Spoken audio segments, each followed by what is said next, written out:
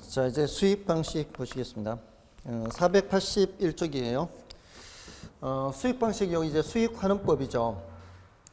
자, 수익 환원법은 장래 발생할 수익을 현재 가치로 이제 바꾸는 거예요. 장래 발생할 수익이 한 번만 발생하는 게 아니죠. 1년 후에만 발생하는 게 아니라 2년 후에도 발생하고 3년 후에도 발생하고 앞으로 그 잔존 내용 연수 동안 경제적 그 잔존 내용 연수 동안 임대료 수입이 발생할 거예요. 그 수익을 보고서 이제 이 가치를 판단하는 방법인데 여기 이제 수익가액을 산정하죠. 수익가액을 산정하는 게 순수익 나누기 환원이율 이렇게요. 순수익 나누기 환원이율 또는 그냥 환원율 이렇게 할 수도 있어요. 자, 이렇게 수익가액을 계산하는 방법이 있고요. 또 하나는 장래 예상되는 매년에 이제 예상되는 수익이 있어요. 예를 들어 뭐 10년 앞으로 10년이 남았다. 그럼 10년간 발생하는 모든 수익을 다 계산해서 현재 가치로 각각 이렇게 할인하는 방법이 있어요. 그래서 이걸 다 더하는 거죠. 이 금액을 다 더해서 현재 가치로 바꿨을 때 합계액이 얼마냐 이렇게 계산하는 방법도 있어요. 여기 위와 같이 계산하는 방법을 직접 환원법이라 그래요. 직접 환원법. 이렇게 하는 방법을 할인현금 수지 분석법 그래요. 자, 요거 어디서 많이 들어보셨죠? 할인현금 수지. 요거 투자론에서도 나오죠. 투자론에서도 이렇게 나왔는데요. 투자론에서 환원율도 보신 기억이 있을 거예요. 다 투자론의 얘기가 지금 사실은 반복되는 건데 우리는 여기서는 이거 더 이상 얘기 안 해요. 할인연금 수지 분석법은 이거는 이 정확도가 더 높다라고 볼 수 있는데요. 근데 뭐가 전제되어 있어야 되는 건 미래를 정확하게 예측할 수 있어야 돼요. 그럼 더 정확도가 높은 방법이고 난이도도 높은 방법인데 우리 시험에서는 딱 한 번 출제됐어요. 여기서는 이제 할인율로 할인한다 그래요. 할인율로 할인한다. 근데 요 직접 환원법에서는 환원율로 환원한다 이렇게 표현을 해요. 그래서 이건 우리 시험에 딱 한 번밖에 출제가 안 돼서 요거는 이렇게 이런 게 있다라는 정도만 소개하고요. 우리는 직접 환원법에 대해서 집중할 거예요. 그럼 직접 환원법이라면은 요거 순수익에 대해서 정리하고 환원율에 대해서 정리하면 돼요. 이 두 개를 정리하면 되는 거예요. 지금 여기 위에서 계속 어떻게 했어요? 3방식 할 때 제조달 원가에 대해서 세 가지 정리했었죠. 감가 조정에 대해서 정리했었죠. 그리고 여기서는 공식을 외운 후에 사례를 선택할 때 사시지경, 사정 보정 가능하니, 시점 수정 가능하니, 지역연 비교 가능하니, 개별연 비교 가능하니. 그리고 계산 문제로 할 때에는 요거 이 보정치를 어떻게 계산하느냐, 사례분의 대상 이렇게 계산하는 거 했고요. 또 여기서도 계산하는 거 감가 수정할 때 정액법, 정률법, 상환기금법 이렇게 했지 않습니까? 여기서도 마찬가지 이런 항목들을 이론적인 부분 정리하고 그 다음에 계산할 때는 순수익 계산하는 거, 환원율 계산하는 거 이렇게 해서 마무리 지으면 되는 거예요. 자, 아무튼 이제 우리는 여기 직접 환원법에 초점 맞추는데 일단 그 수익 환원법 읽어보겠습니다. 수익 환원법의 개념을 보시면 수익 환원법이란 대상 물건이 장래 산출할 것으로 기대되는 그 장래에 동그라미 치세요. 장래에 산출할 것으로 기대되는 거예요. 기대되는 순수익이나 미래 현금 흐름을 환원하거나 할인하여. 자, 순수익이나 미래 현금 흐름 이렇게 돼 있죠. 순수익의 A라고 표시하고 미래 현금 흐름의 B라고 표시하고 그다음에 환원하거나 할인하여 있죠. 환원하거나 할 때 A, 할인하여 할 때 B 이렇게 표시를 하면은 A는 A끼리 B는 B끼리 짝을 지으면 돼요. 순수익은 환원하는 것이고 미래 현금 흐름은 할인하는 거예요. 그러니까 순수익을 환원하는 거는 직접 환원법을 말하는 거고요. 미래 현금 흐름을 할인하는 것은 할인현금 수지분석법을 말해요. 그러니까 수익 환원법의 정의, 의 안에 이 두 개 모두 다 들어있는 거예요. 두 개 모두 들어있지만 우리는 요거는 이제 안 하고 이 직접 환원법 요것 위주로 해서 순수익과 환원율을 정리할 것이다 이 말이에요. 다음에 이제 밑에 내려가셔서 수익환원법의 중요한 구성 요소로는 순수익 환원율, 수익하는 방법 이렇게 있을 수 있는데요. 세 가지 이제 요소가 있는데 이를 수익환원법의 3요소라 그래요. 우리는 이제 주로 어디에 대해서 하는가 하면은 기업과 니은에 대해서 주로 한다 이 말이에요. 다음에 거기서 그 수익가액에서 순수익 나누기 환원율 있죠. 순수익 나누기 우리 요 두 가지에 대해서 하는데 그 순수익은 이제 예상 총수익에서 예상 총비용을 빼면 되고요. 환원율은 자본 수익률 더하기 자본 회수율 이렇게 얘기해요. 자, 요거는 이제 좀 이따 더 얘기할 거니까 일단은 지나가시고요. 밑에 괄호 2번에 직접환원법과 할인현금 수지분석법 있죠. 직접환원법은 요걸 말하는 것이고요. 할인현금 수지분석법은 조금 전에 말씀드렸죠. 그래서 넘어가 보시면은 직접환원법에 뭐 전통적인 소득환원법도 있고 자녀환원법 이런 것도 있어요. 근데 이제 다 환원 이 글자가 붙어 있죠. 근데 우리는 전통적인 소득환원법 해서 전통적인 직접환원법 이렇게도 표현할 수가 있는데요. 그걸 위주로 하고요. 자녀환원법은 이거는 조금 더 난이도가 높아요. 그래서 우리 시험에는 잘 언급되는 건 아니에요. 그래서 기업 수익환원법 중에서도 기업 위주로 이제 할 거예요. 그다음에 이제 맨 밑에 내려가시면은 할인현금 수지분석법 있죠. 자, 요런 것이 있다. 그냥 참고로 읽고 지나가면 되는 거예요. 자, 이제 본론은 이제 오른쪽에 483쪽에 가면은 이제 나옵니다. 자, 여기에서는 장단점에서 그 장점의 1번 장점의 기억을 좀 체크를 해 두세요. 그러니까 지금 장단점을 체크한 거는 앞에 이 비교 방식은 중추적인 방법이기 때문에 장단점을 체크를 해드렸죠. 그런데 수익환원법에서 장점의 기억이 아주 큰 장점이거든요. 요거 이제 그 거래사례 비교법의 단점하고 대응하는 게 바로 수익환원법의 장점이에요. 그 기억이. 그래서 그거는 일단 체크만 해놓으세요. 그렇게 해서 넘어가시고요. 다음에 이제 순수익하고 이제 환원이율 나오죠. 자, 일단 순수익은 이제 이론 정리할 게 많지 않아요. 왜냐하면은 이 순수익은 앞에서 우리 순영업 소득 했죠. 투자론에서. 투자론에서 공부한 그 순영업 소득 생각하면 돼요.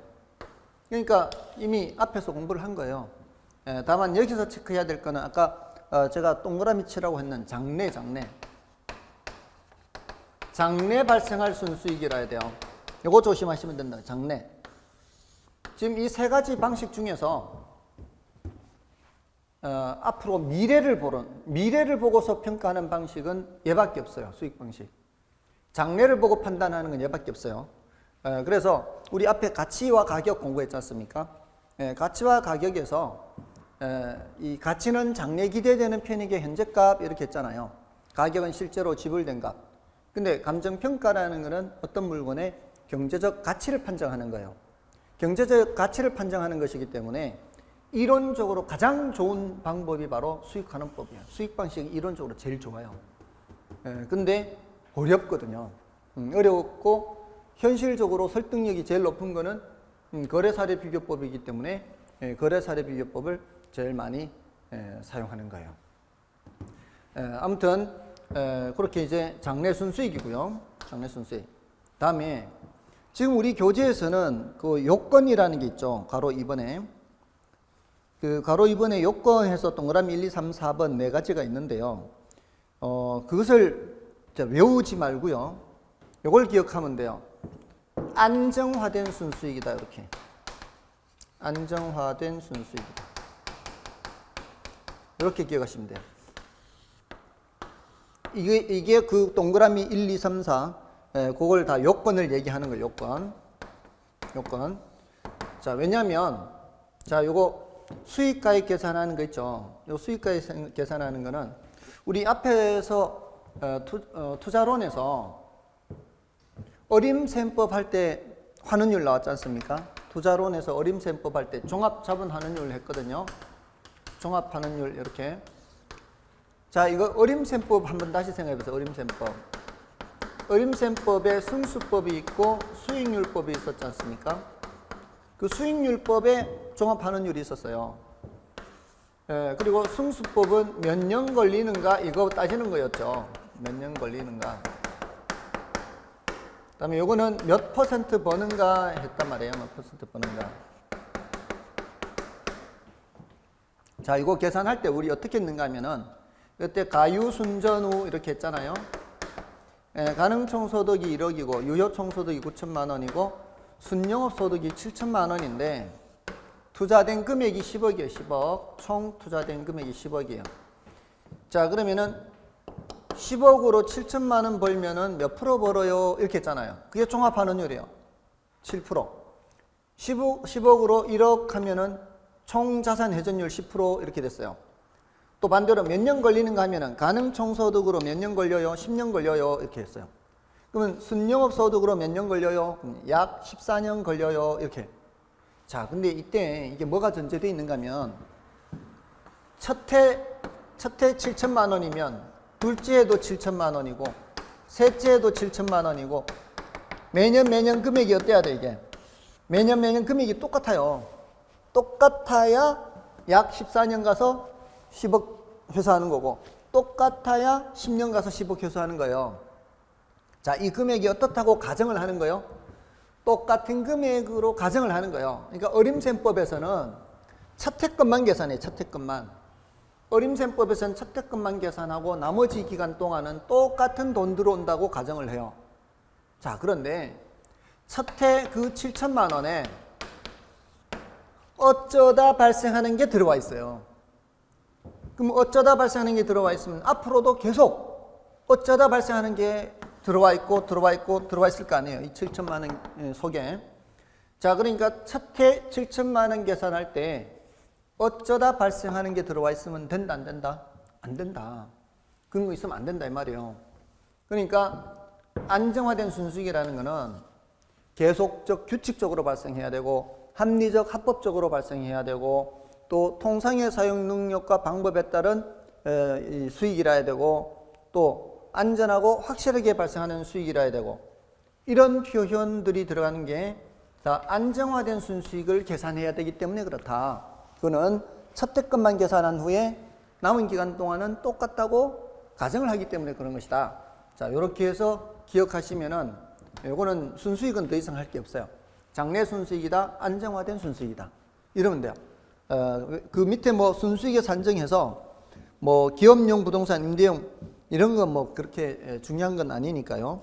그냥 다만 동그라미 3번에 잔여법이라는 것도 있다더라. 뭐 이런 정도예요. 그렇게 기억하시면 되고요. 자, 이제 넘어가셔서 순수익 산정 시 유의할 점 있죠. 순수익 산정 시 유의할 점은 그 첫째 줄에 바로 첫머리에 장래죠, 장래. 장래 발생할 요게 이제 주의를 할 거예요, 주의. 수익 방식만 유일하게 미래를 보고 평가하는 방식이라고 그랬어요.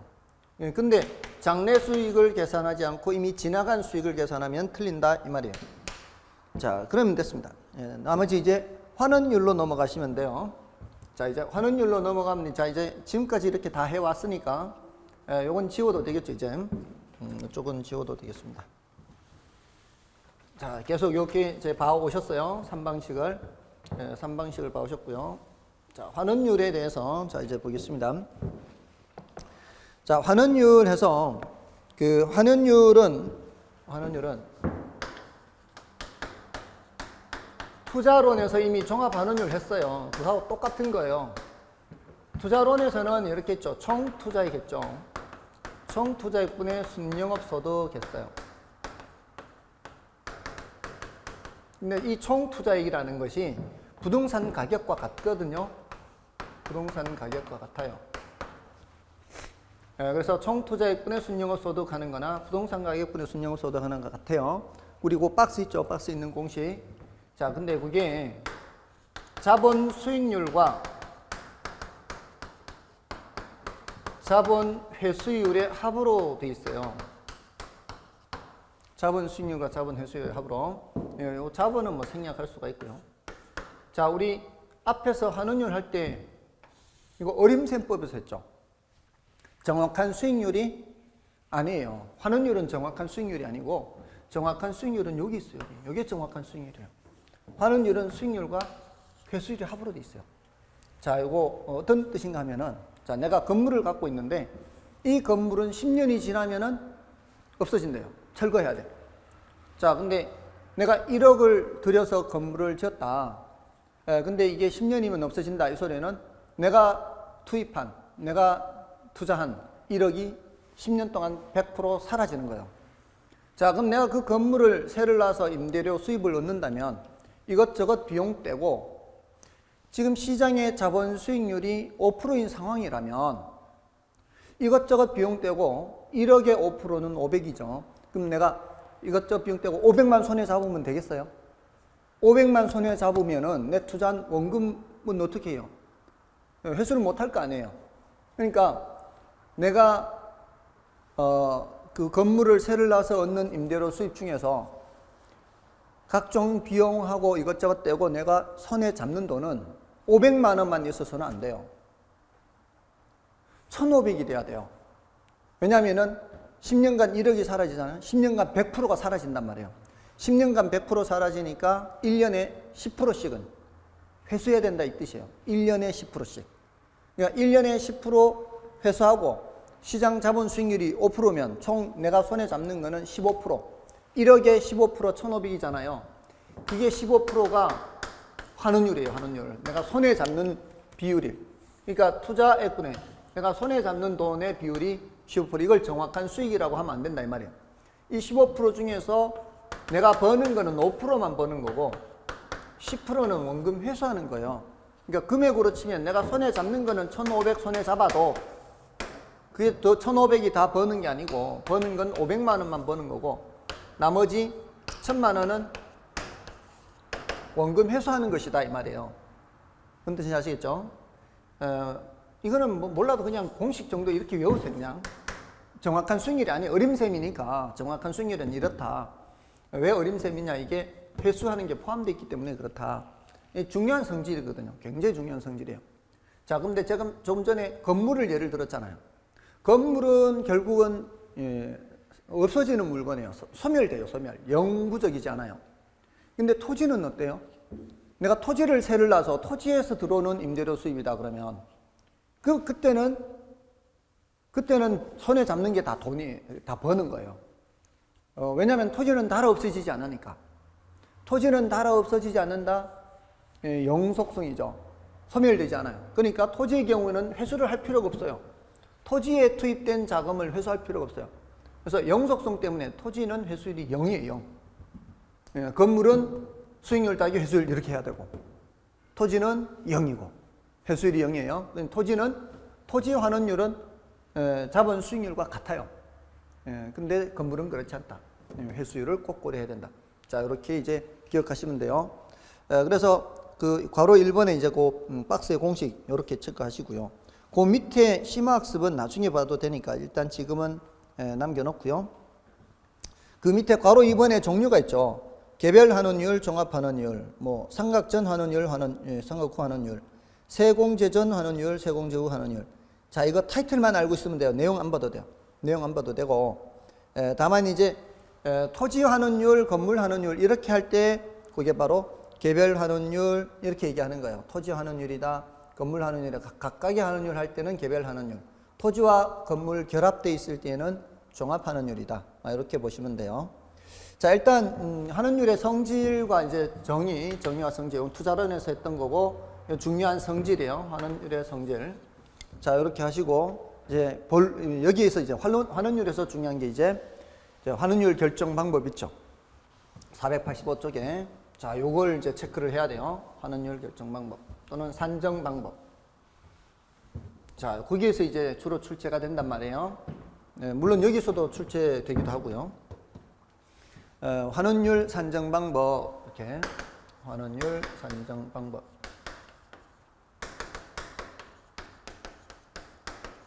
자, 여기서 시장 추출법 있죠. 먼저 시장 추출법이 있고요. 그다음에 조성법 하는 게 있죠. 조성법을 다른 말로 요소 구성법 이렇게도 해요. 요소 구성법.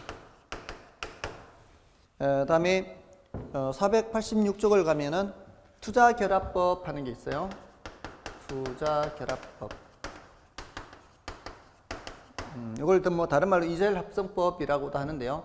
제일 중요한 것이 바로 이 투자결합법이에요. 그 다음에 이제 엘우드법 하는데요. 엘우드라는 사람 이름이에요. 이걸 이제 다른 표현으로 저당 지분하는 법 이렇게도 표현할 수 있어요. 그 다음에 부채 감당법이에요. 자, 여기서 가장 중요한 두 가지를 꼽으라면은 투자결합법과 부채 감당법이에요. 근데 이제 투자결합법은 다시 금융적 투자결합법이 있고 물리적 투자결합법이 있어요. 물리적 투자결합법, 금융적 투자결합법. 결국은 이제 투자결합법이 두 가지인 것을 생각하면은 여기까지 세 가지가 되겠죠. 그리고 여기서도 시장 추출법, 조성법, 투자결합법, 다른 거 섞어 놓고 다음 중 환원율 산정 방법이 아닌 것은 이렇게도 출제한단 말이에요. 그러니까 이 항목 자체를 질문을 해요. 항목 자체를. 그러니까 세부적으로 이론적인 부분을 들어가지 않고 이 상태로 묻는단 말이에요. 또 우리 시험에 이런 식으로 괄호 속에 들어갈 용어는 괄호 속에 들어갈 용어는 뭐 괄호 이런 식으로 출제된단 말이에요. 그러니까 이론적으로 깊이 있게 들어가지 않고도 출제를 하니까 그 깊이 들어가기 전에 용어 정도는 익혀두셔야 된다는 거예요. 용어나 간단한 공식 정도는. 그래서 요 종류 정도는 알고 있어야 된다 이 말이죠. 더 들어가면은 이제 이론적으로 들어가는 거고요. 근데 그 중에서도 요게 더 중요하다고요. 투자결합법과 부채감당법. 그러니까 나머지는 이제 뭐만 체크하면 되는가 하면 일단 시장 추출법을 다시 보세요. 시장 추출법을 다시 보시면은 그 시장 추출법에서는 의의를 보세요. 485쪽에 동그라미 1번의 기억이죠. 의의를 보시면 대상 부동산과 유사한 사례 부동산이 시장에서 거래된 사례 가격과 거래 사례 가격이에요. 사례 가격. 사례의 거래 가격이죠. 사례의 거래 가격. 그러니까 사례 순수익으로부터 환원율을 직접 구하는 방법을 시장 추출법, 그래, 시장 추출법. 자, 요거는 일단 그걸 이제 체크를 하시면 돼요. 거래 사례 또는 매매 사례, 거래 사례 또는 매매 사례. 요게 키워드예요. 여기서부터 환원율을 추출한다 이런 뜻이에요. 그다음에 조성법 요소 구성 방식 있죠. 자, 여기서는 첫 번째 줄 끝에, 첫 번째 줄 중간쯤에 위험을 여러 가지 구성 요소로 분해 이런 말 있죠. 위험을 여러 가지 구성 요소로, 위험을 여러 구성 요소로 이렇게 요소 나누고 이렇게 해서 일단 공식은 생각하지 마시고요. 요런 이제 어차피 이제 공식으로 출제되는 게 아니라 표현으로 출제가 되니까 이렇게만 체크하고요. 일단 넘어가십시오. 제일 출제 가능성이 제일 낮은 게 사실 요 방법이에요. 요거는 주관이 개입될 여지가 많아서 잘 쓰지 않거든요. 그래서 잘 출제 가능성은 높지 않고요. 우리 시험은 제일 중요한 게 이제 투자결합법과 부채감당법. 자, 투자결합법 볼게요. 투자결합법 보시면 이제 물리적 투자결합법하고 금융적 투자결합법 나눠져 있죠. 물리적 투자결합법은 물리적으로 결합되어 있다 이 말이에요. 결합. 물리적으로 결합되어 있다는 게 뭘 뜻할까요?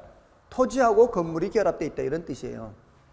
자, 이렇게 해서 환원율을 구할 때에는 토지 환원율과 토지 가격 비율, 토지 환원율. 자, 토지 가격 비율과 건물 가격 비율이 있어요. 이 복합 부동산 있지 않습니까? 토지하고 건물이 결합되어 있으면 그러면은 토지 가격 비율과 건물 가격 비율 이렇게 해서 구성이 돼 있는데 여기에 토지가 예를 들어 40%다. 그러면 건물 비율이 몇 프로예요? 건물 비율은 60%가 됐죠. 0.6. 그리고 건물 환원율이 있을 거 아니에요. 앞에서 토지 환원율, 건물 환원율 했잖아요. 토지는 회수할 필요가 없고 건물은 회수해야 되고. 자, 그럼 여기 토지 환원율이 5%다. 이게 건물 환원율이 10%다. 그러면 건물 비율과 토지 비율을 가중치로 해서 이걸 가중평균 하는 거예요. 가중평균. 이거 곱하기 더하기 하는 거예요. 여기 곱하면 2%죠. 여기 곱하면은 6%죠. 그걸 더하게 더하는 거죠. 2%와 6% 더하면 몇 프로요? 8% 이렇게 되는 거죠. 이렇게 해서 환원율 구하는 것은 물리적 투자결합법이에요. 자, 근데 금융적 투자결합법은 환원율을 내 돈 비율, 남의 돈 비율 이렇게 해요. 금융이니까 자금. 내 돈, 남의 돈 이런 식으로 구분해요. 그래서 지분 비율 곱하기 내 돈 비율이잖아요. 그럼 지분 환원율 하는 거죠. 내 돈의 환원율 이렇게 더하기 저당 비율, 그래요. 저당 비율이 남의 돈 비율이죠. 대부 비율과 같은 거예요. 이거 대부 비율과 같은 거. 남의 돈이 60%면 내 돈이 40%가 되겠죠. 그리고 여기는 저당 환원율, 그래요. 자, 그런데 여기서는 이제 조심해야 되는 게, 주의를 해야 되는 게 요거요. 여기 지분 환원율 자리에 지분 배당률을 쓴다는 겁니다. 요거 지분 배당률, 이거 자주 나온다 그랬죠. 종합 환원율, 지분 배당률이 투자론에서도 나왔죠. 이거 자주 나온다고요. 그다음에 여기 저당 환원율 자리에 저당 상수를 씁니다. 이거 자주 나온다 그랬죠. 저당 상수. 화폐 시험 같이 6개 중에 제일 많이 나온 게 저당 상수예요. 저당 환원율 자리에 저당 상수, 지분 환원율 자리에 지분 배당률. 이렇게 공식을 일단 외우시면, 여기를 토토건건 이렇게 외우세요. 토토건건. 여기를 지지저저 이렇게요. 토토건건 지지저저 이렇게 외우시면 돼요. 토지 가격 비율, 토지 환원율. 건건, 건물 비율, 건물 환원율. 그다음에 저저, 지분 비율, 지분 환원율. 저당 비율, 저당 환원율. 그래서 지분 환원율 자리에 지분 배당률, 저당 환원율 자리에 저당 상수, 이렇게 체크하시고요. 자, 교재에서 좀 확인하고요. 또 넘어가겠습니다. 자, 교재에서 기억의 물리적 투자 결합법에서 A를 보시면 토지와 건물의 수익 창출 능력이 서로 다르며 분리될 수 있다는 가정에 근거한 것이다. 이게 토지와 건물의 수익 창출 능력이 같으면 굳이 나눌 필요가 없죠. 서로 다르니까 이렇게 구분하는 거예요. 같으면 구분할 필요가 없어요. 그리고 그 토토근간에서 그렇게 이제 계산하는 거 체크하시면 되고요. 그다음에 금융적 투자 결합법에서는 금융적 투자 결합법은 저당 투자자의 요구 수익률과 지분 투자자의 요구 수익률이 서로 다르다는 것에 착안하여 투자자본을 금융적 측면에서 구분하는 것이다. 자, 여기서도 지지저저 이렇게 나누는 이유가 뭐겠어요? 지분 투자자의 요구 수익률과 저당 투자자의 요구 수익률이 다르기 때문에 나누는 거예요. 여기서 저당 투자자는 금융기관을 말해요. 그러니까 금융기관은 원래 투자하는 곳은 아니죠. 근데 이제 돈을 빌려준 것인데 표현하기를 저당 투자자 이렇게 표현하는 거예요. 서로 같으면 구분할 이유가 없습니다. 다르기 때문에 구분하는 거예요. 자, 그렇게 보시면 되고요. 다음에 요거는 이제 지지저저 이렇게 해서 공식 함께 기억하시고요. 우리 시험에서는 이거 괄호 쳐넣기도 나올 수 있습니다. 이렇게 여기 들어가는 게 뭐예요? 이렇게 여기 들어가는 게 뭐예요? 이런 식으로 괄호 쳐넣기 나올 수 있으니까 그렇게 해서 알아두시고요. 다음에 이제 엘루드법은 이게 이제 우리 시험이 공인중개사 시험이기 때문에 사실 엘루드법은 중요도가 조금 낮은데요. 이 사람 정말 대단한 사람이에요. 감정평가사 시험은 당연히 알아야 되는 건데요. 요거는 그 세 가지를 체크를 해야 되는데요. 그 엘루드법 A에서 보시면은 두 번째 줄에 보세요. 매 기간 동안의 세전현금 수지 있죠. 두 번째 줄, A의 두 번째 줄, 요거 하나. 보유기간 동안의 지분 형성분, 요거 둘. 보유기간 동안의 가치변화분, 요거 셋. 요 셋을 가지고 환원율을 구하는 방법을 고안을 했어요. 일단 그 세 가지를 체크를 하세요. 세 가지. 자, 그 세 가지를 체크하시고. 다음에 이제 부채 감당법이에요. 그러니까 만약에 이 5가지 방법 중에서 3가지를 공부를 해야 된다면은 그 세 번째가 얘예요. 엘루드법. 투자결합법, 부채감당법, 다음에 엘루드법이에요. 이제 부채감당법은 환원율을 구할 때 부채감당률을 이용하는 거예요. 부채감당률. 부채감당률 곱하기 저당 비율, 저당 상수예요.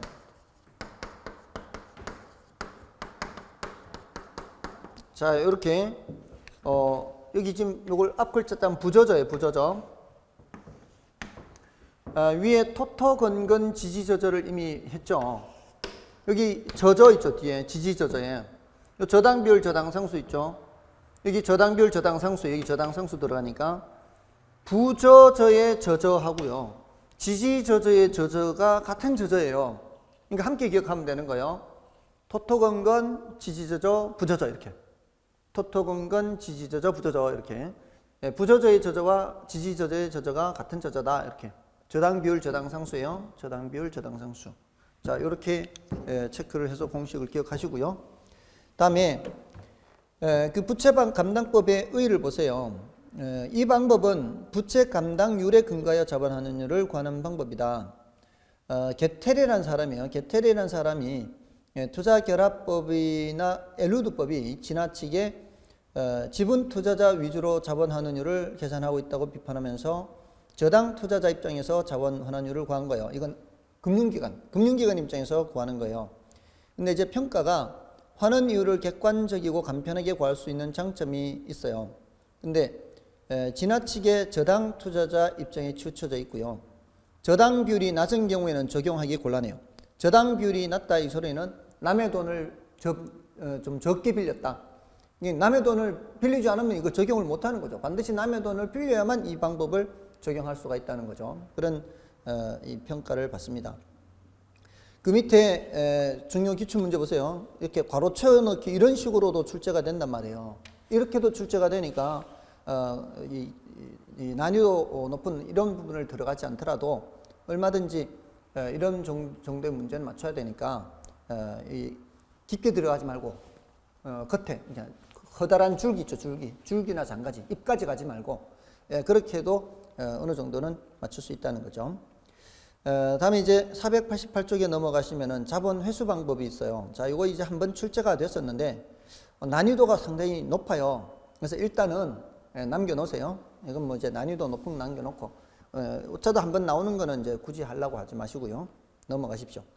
그리고 임료평가 있죠. 임료평가도 중요도가 좀 낮습니다. 그러니까 일단은 다 넘어가요. 나중에 이제 말씀을 드릴 거니까요. 자, 오늘의 마지막 주제는 493쪽에 감정평가에 관한 규칙상 물건별 평가예요. 이게 이제 오늘의 마지막 주제고요. 이거는 비교적 그래도 여러 번 출제가 됐죠. 지금 10년 동안 5번 출제가 됐어요. 10년 동안 5번 출제돼서 오늘 마지막 주제가 이거고요. 부동산 가격 공시 제도는 이제 아까 말씀드렸듯이 11월, 12월 달에도 했기 때문에 이번 순환은 지나가고요. 다음 순환에 다시 또 말씀을 드리겠습니다.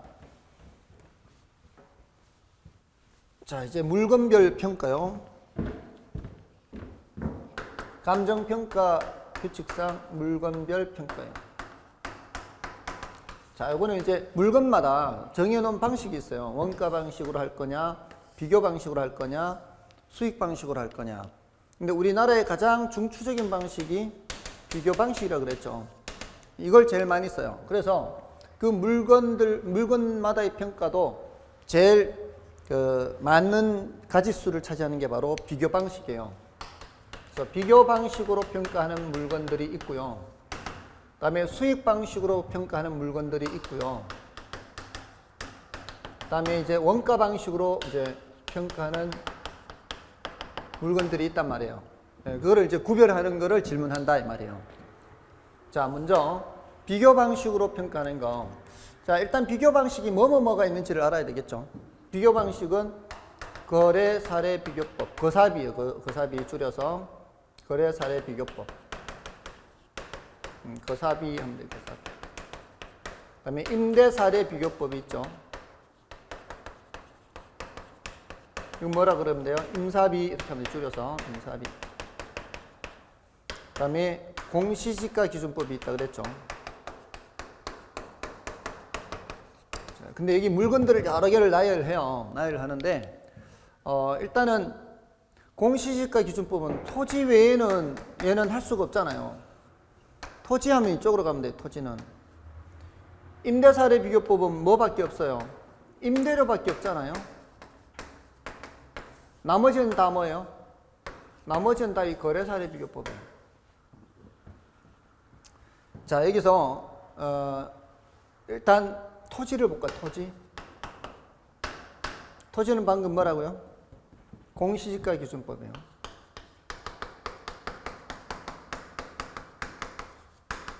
이게 원칙인데 다만 적정한 실거래가가 있을 때에는요, 이때는 거사비를 할 수가 있어요. 거사비. 적정한 실거래가가 있으면은 거사비를 할 수 있다. 거래사례 비교법이에요. 이때는 거래사례 비교법으로 가는 거예요. 원칙은 뭐지만, 토지는 원칙은 공시지가 기준법이지만 거사비로 갈 수가 있다. 다음에 자, 건물을 볼게요. 건물. 제가 색깔을 지금 달리해요. 설명은 여기서 하는 게 편한데요, 이게 비교 방식이 아니어서 지금 색깔을 달리하고 있어요. 건물만 거래되는 경우 많아요? 그렇지 않아요? 건물만 거래되는 경우 많지 않습니다. 자, 요거는 원가법이에요. 원가법. 건물만 거래되는 경우는 많지 않아서 원가법으로 하고요. 근데 토지하고 건물을 함께 거래하는 경우는 많아요? 그렇지 않아요? 토지하고 건물을 함께 거래하는 경우는 많죠. 건물만 거래하는 경우는 많지 않거든요. 이게 거래사례 비교법이기 때문에, 또 비교 방식이기 때문에 거래가 많아야 돼요. 거래가 많아야 적용하지, 거래가 많지 않은 건 적용할 수가 없어요. 그래서 이거는 많이 있죠. 이걸 토지하고 건물을 함께 할 땐 뭐라 그래요? 일괄이죠. 일괄. 토지하고 건물을 함께 일괄해서 거래를 많이 한단 말이에요. 그러니까 무슨 법? 거사비예요. 거사비. 토지 아니자, 토지만 있는 게 아니잖아요. 건물도 있고. 임대료 아니잖아요. 그럼 거사비 이렇게 되는 거죠. 그다음에 살림이 있어요. 살림. 살림 아시죠? 살림. 산에 이제 나무도 있잖아요. 나무도 있고 산도 있고. 그래서 얘는 구분평가를 해요. 구분평가. 구분평가입니다. 산지와 임목으로. 산에 있는 땅이죠. 산의 땅. 그리고 나무. 땅이니까 어디로 가면 돼요? 산지. 땅은 공시지가로 가면 돼요. 땅은 공시지가로. 그 다음에 임목. 임목은 뭐예요? 땅 아니고 임대료 아니면, 땅 아니고 임대료 아니면 뭐예요? 거사비. 거사비로 가면 돼요. 그 다음에 산지와 임목을 일괄해서 평가할 수 있잖아요. 일괄. 일괄하면 또 뭐예요? 거사비. 땅 아니고 임대료 아니면 다 뭐예요? 땅 아니고 임대료 하면 거사비. 됐나요? 다만 요거 구분평가하는 게 원칙이다.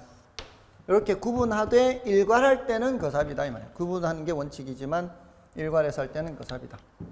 다음에 과수원이에요. 과수원. 어릴 때 저희 집에도 과수원이 있었지만 과수원이 거래가 그렇게 많이 되는지 그렇지 않은지는 잘 모르겠는데요. 이거 거사비예요. 거래사례비교법. 여러분들 이런 동산들 있죠. 이런 뭐 책상, 분필 이런 동산들 거래 많아요? 그렇지 않아요? 동산 거래 많죠? 자동차 거래 많아요? 그렇지 않아요? 자동차 거래 많죠? 이런 것들은 거래가 많으니까 뭐예요? 거사비 이렇게. 그다음에 임대료는 무슨 법? 자, 비교 방식이 이제 마지막. 임대료는 이거는 임대사례비교법, 임사비 하면 되죠. 됐나요? 사실은 이거 말고도요, 채권, 주식, 막 이런 것도 있어요. 근데 우리 시험에 무슨 채권, 주식까지 나오는 거는 좀 그렇잖아요. 그래서 그런 것들은 빼버린 거예요. 그래서 지금 비교 방식에 등장할 수 있는 항목들을 다 적어 드린 거예요. 다만 요거 색깔을 달리는 거 조심하시라고요. 건물만 거래하는 경우에는 거의 없으니까 그때는 원가법이에요. 나머지는 땅이면 어디로? 땅이면 공시지가, 임대료면 임사비. 그렇지 않고 나머지는 거사비. 일괄해서 평가한다. 토지 건물 일괄해서 거사비. 또 산지와 임목을 일괄할 때도 거사비. 임목만 하면 거사비. 또 과수원 거사비, 동산 자동차 거사비. 이런 식으로 하면 되겠고요. 그다음에 이제 수익 방식인데요. 이 수익 방식은 수익과 관련이 있잖아요. 근데 그게 기업 활동과 많이 관련돼요. 기업 활동. 자, 예를 들어 공장재단 볼까요? 공장재단. 그다음에 광업재단. 자, 요거 앞에 우리 부동산 개념할 때 준부동산에서 나왔던 거죠. 준부동산에서 또 이제 어업권 이런 것도 있었죠. 영업권, 특허권. 얘네들 특징이 뭘까요? 권리 등등등. 무형의 자산이죠. 무형의 자산. 이 무형의 자산이 무형의 자산. 형체를 띠고 있지 않은 이런 무형의 자산이 전부 다 수익 방식이에요. 자, 그리고 공장재단, 광업재단도 수익환원법인데, 다 수익환원법이 수익환원법. 이 수익 방식 중에 수익환원법이요. 가격 구하는 거니까. 자, 그런데 그 중에서 이것만 좀 조심하세요. 공장재단만. 공장재단도 수익환원법인데 기본적으로는 일단 개별 자산을 합산해서 평가하는 것이 원칙이에요.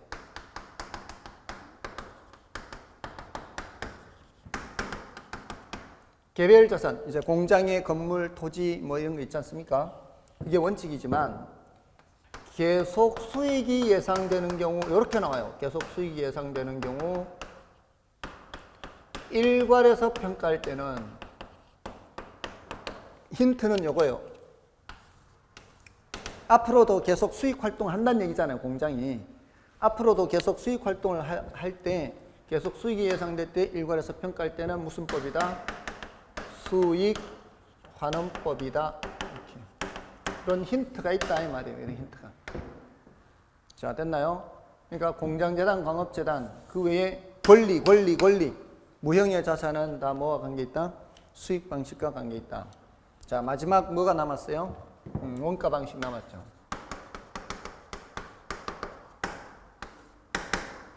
자, 마지막 원가 방식은 자, 앞에 이제 준부동산 한번 다시 볼까요? 준부동산. 자동차. 무슨 법이에요? 자동차 거래 많다 그랬죠. 비교 방식이죠. 그 다음에 좀 전에 공장재단, 광업재단, 어업권. 이거 준부동산인데 요런 놈들은 수익 방식이었죠. 그러니까 준부동산은 여기저기 흩어져 있어요. 준부동산 중에 이제 마지막으로 남았는 게 기계 장치들 중에서 거래가 잘 없는 것들. 건설기계, 항공기, 선박, 준부동산이에요, 다. 자, 얘네들은 원가 방식, 원가법.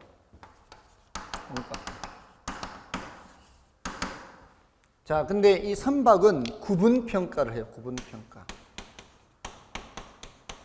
여러분, 이 구분평가가 앞에서 어디서 나왔어요? 산지에서 나왔어요. 비교 방식에서 산지. 비교 방식의 산지에서 산림. 산지와 임목해서 산지는 무슨 법? 산지는 이 땅이니까 공시지가 기준법으로 가고 임목은 거사비 했잖아요. 여기서는 선박을 구분평가해요. 선박을 선체와 기관, 의장 이렇게. 선체 아시죠? 몸체. 그 선체가 내용 연수가 제일 길어요. 이게 제일 긴데 요거는 엔진이거든요. 엔진은 선체보다는 내용 연수가 좀 짧아서 한 번의 선체 내용 연수 기간 동안에 엔진은 뭐 한 2번이나 뭐 이런 식으로 갈아요. 그리고 의장은 내부 설비 같은 게 있잖아요. 그 식당도 있어야 되고 또 선실도 있어야 되고 이렇게 그런 것들 설치하는 게 의장이거든요. 이거는 이제 또 엔진보다는 또 좀 내용 연수가 좀 짧은 편이어서 그 내용 연수가 제각각이에요. 그래서 선체, 기관, 의장 이렇게 구분해서 평가하는데 원가법이다 이렇게. 이거 어렵지 않죠. 기계장치잖아요, 이런 것들. 얘네들은 이제 기계장치로서의 효용이 없으면 해체 처분 가격이에요. 기계장치로서의 효용 가치가 없다. 그럴 때 해체 처분 가격이다. 그럼 해체 처분 가격은 그거는 고물값이죠, 고물값. 해체 처분 가격이란 말은 자동차에도 나와요. 자동차도 어차피 저거는 저거니까 그 기계장치니까. 다만 이제 이런 기기장치는 원가 방식. 그다음에 공장재단, 광업재단, 어업관 이런 중부동산 이런 거는 수익 방식.